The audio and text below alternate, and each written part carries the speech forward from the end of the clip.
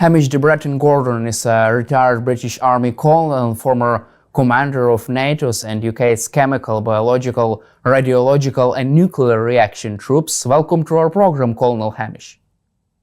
Thank you very much for having me. I would like to start with the latest news from The Economist. According to The Economist's predictions, the war in Ukraine will end this year in 2025. Meanwhile, Russian dictator Vladimir Putin said that he would be ready for a compromise over Ukraine. Do you believe that the war in Ukraine could be stopped this year by Donald Trump and his team? Can Trump really force Putin to agree with a ceasefire? Well, I think we all very much hope that that is the case. And it's very interesting hearing some of the comments coming out of the Kremlin from Putin and some of those close to him. It is clear that the Russian economy is in free fall, is suffering very, very badly. It is clear that the Russian population are now getting really fed up with this war, seeing so many of their young men being killed on the front lines. And it's clear that Putin has suffered, a couple of major setbacks in the last 4 weeks.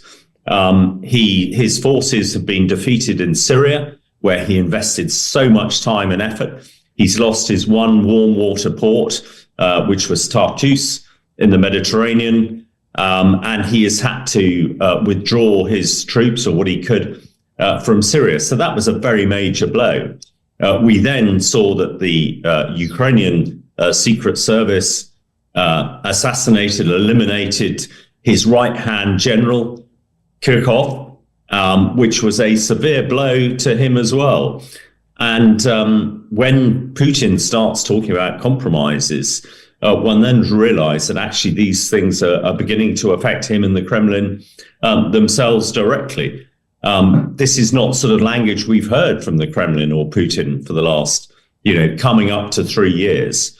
So I think, with President Trump due in the White House in a few weeks' time, and as you say, the Economist predicting this won't go on for another year, I think Putin cannot go on for another year. Whatever he says, the Russian economy, Russian people just cannot maintain it. And with President Trump coming in, again, the language coming out of Washington and coming out of, the future President Trump is very interesting. It is very different to what we heard sort of when Trump was elected back in November last year. I think Putin and the Russians sort of thought that Trump would side with them, but that appears absolutely not to be the case. And I think Trump is giving Putin an ultimatum. Basically, you have a ceasefire on President Trump and President Zelensky's grounds, or America will go all in with Ukraine and basically defeat the Russian army. So, yeah, I absolutely hope this war will end as soon as possible. And this year, 2025, all the signals are against Putin. And he seems, by what he's saying in public at the moment, to realize that that's the case.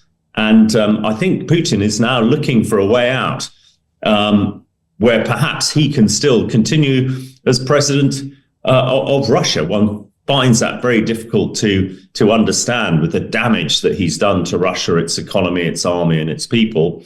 But that conciliatory talk. So I think, we are all positive. But of course, the ceasefire and the peace deal must be on terms that the Ukraine people can agree with. That is the key.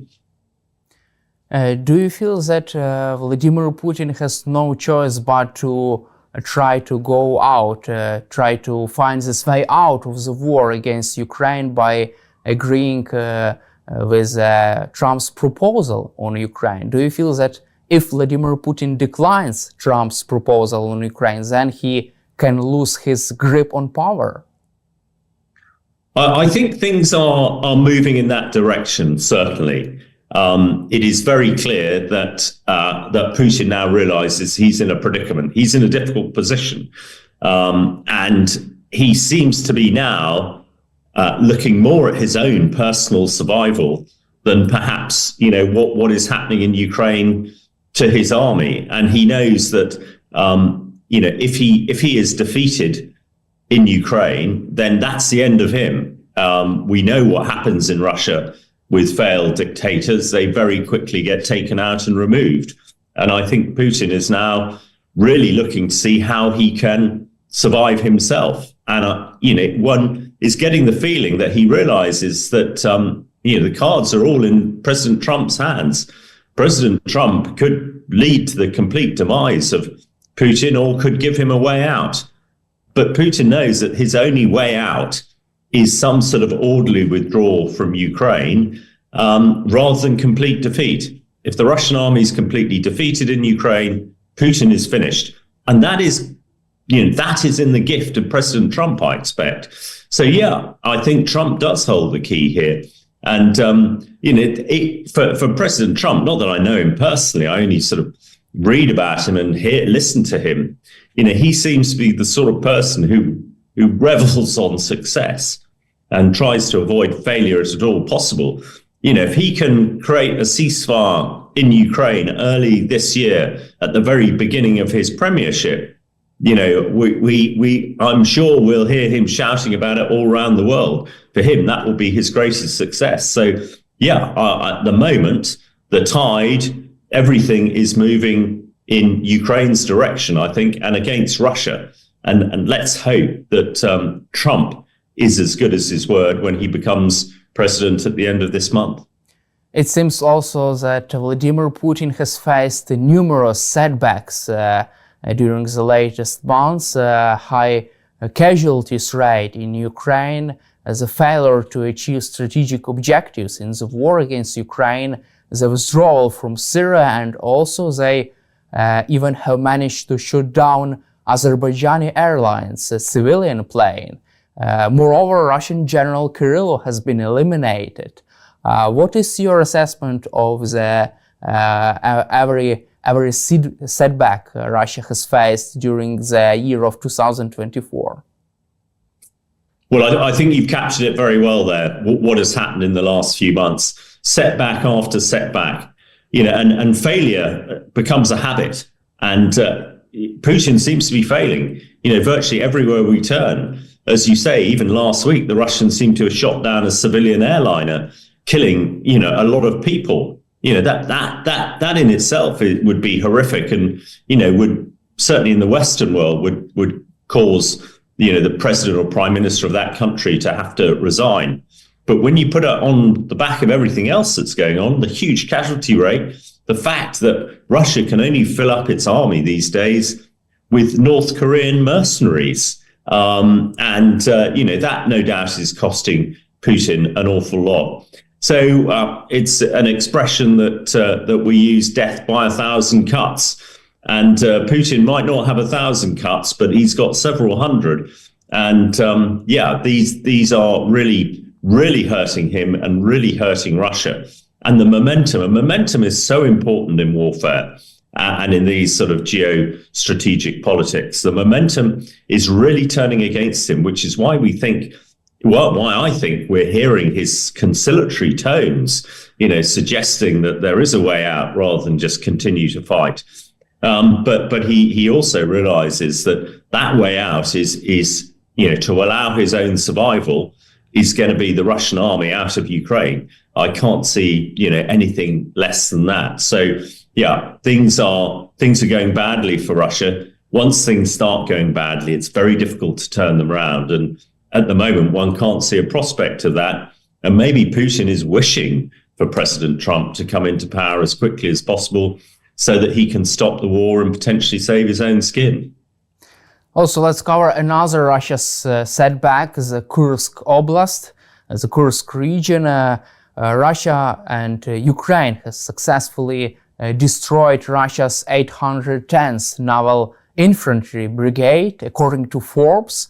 Moreover, today, Ukraine, right now, several minutes before our conversation or several hours before our meeting today, Ukraine has successfully struck the command post of this brigade in the Kursk region. We have seen new footage from the armed forces of Ukraine. How can you assess current situation in the Kursk region and unsustainable losses of Russian army? Because according to Forbes, the Russian brigade, 810th Brigade, has been redeployed out of the battle because of the high rate of casualties there. I think it's a really important and significant development. We discussed before Christmas that Kursk would really hold the key to what happens in future. You know, Kursk is such an important piece of Russia to Russian people. You know, it's where the Great Battle of Kursk was fought in the summer of 1943, which eventually started the demise of the Nazis. But, you know, tens, hundreds of thousands of Russians were killed there. Now, to lose that territory last year to the, amazingly effective Ukraine military incursion was a devastating blow.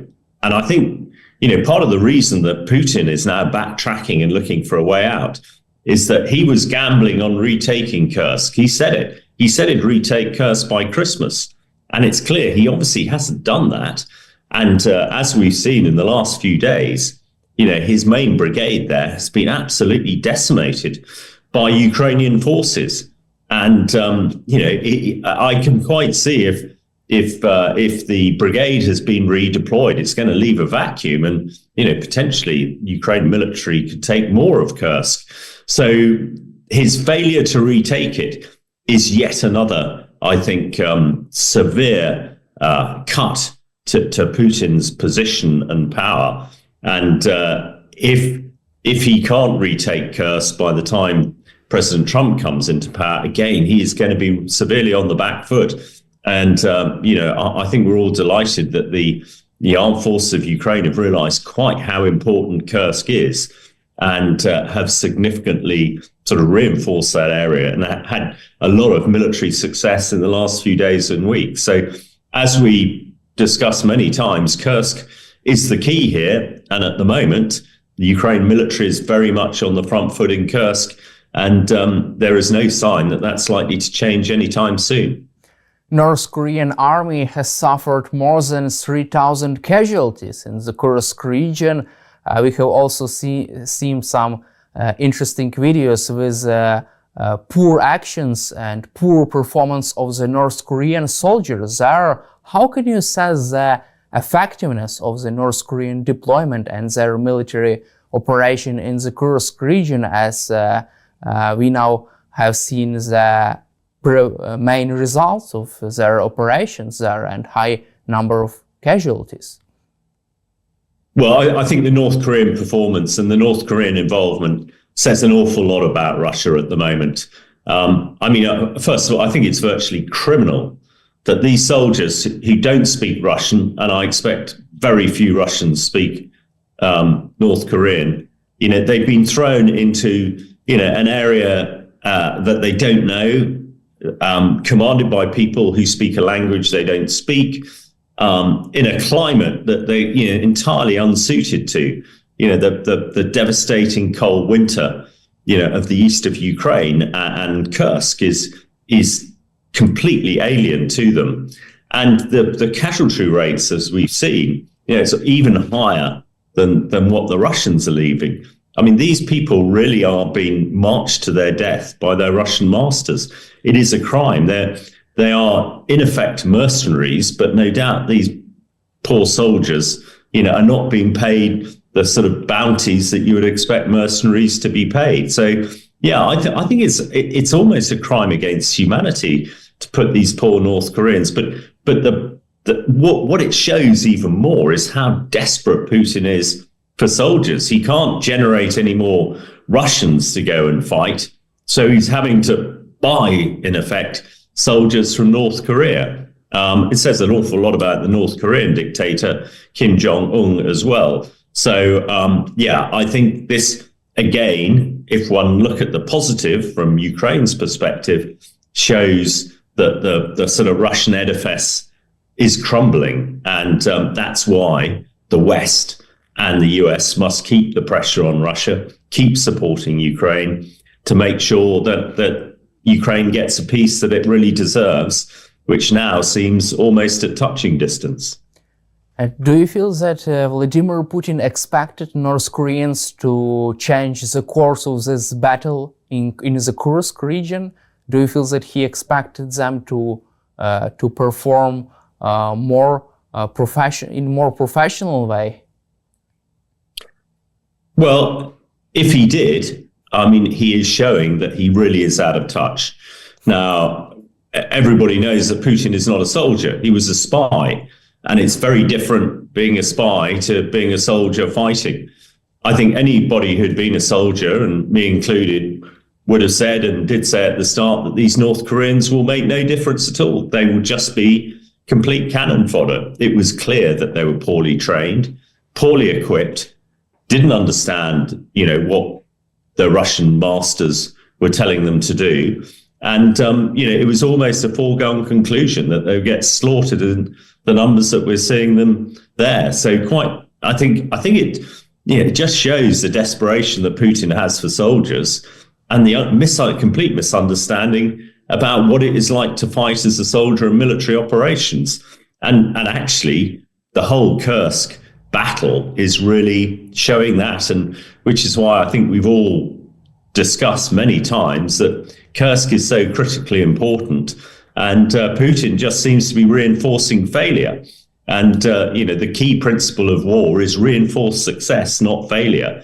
And he seems to be trying to bring about his own demise, which, if that is the case, I think we all applaud it. I would like also to cover with you this big idea of deploying European peacekeeping forces to Ukraine. According to Politico, French President Emmanuel Macron is pressing for a peacekeeping mission in Ukraine. What is your take on such idea, and do you expect Russia to agree with such deployment? Because we have heard another statement from Kremlin. Russia's foreign minister Sergei Lavrov rejected the idea of deploying European peacekeeping forces to Ukraine and banning Ukraine from joining NATO for 10 or 20 years. What is your take on that? Well, I think it's all part of the military and political sort of discussions that are now happening at the moment.